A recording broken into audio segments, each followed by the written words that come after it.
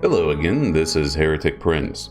Bounding in the Comics put out an article titled G4 TV host Frosk blames meme propaganda for Buffalo mass shooting. They're just jokes, bro, until hatred becomes normalized. I saw the tweet and had a few things to say about it. I may not go too far into the article. Here is an image of the tweet. Frosk says, I wish internet communities would recognize that their spaces have been infiltrated, manipulated, and hijacked by nefarious groups via meme propaganda. Just jokes, bro. Until hatred becomes normalized, then becomes radicalized, then becomes a hate crime.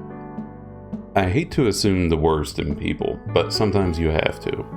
A tragedy happens, and it's no longer a surprise when people immediately show up to say, oh, well, it was caused by the thing I don't like.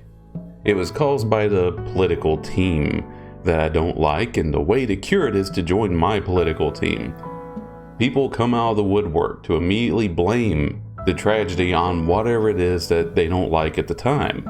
And of course Frosk doesn't like memes. She was practically destroyed by them. Perhaps I misjudged you.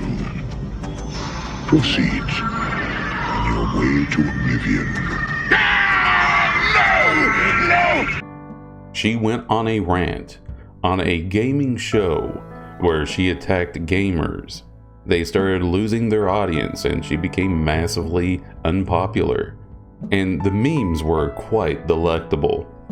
And so I wonder what goes through a person's head whenever they see a tragedy and they think, oh, this is an opportunity to blame that thing I don't like. Now, I'm just going to level with anybody listening to me here. I don't like talking about tragedies. I don't like talking about wars. The simple reason I don't prefer to talk about those things on my channel is because they're beyond me. I don't have any answers for you. But if you're going to listen to people on the internet for answers about the big things, the things that actually matter, please listen to somebody smarter than me and listen to somebody with a hell of a lot more integrity than Frosk. Now, I did have a response for Frosk, but I didn't want to post it to her because, quite frankly, I don't want to get blocked. I like to watch and see what kind of dumpster fire is going to come out of her next. However, I did tweet to somebody else, and this was my response.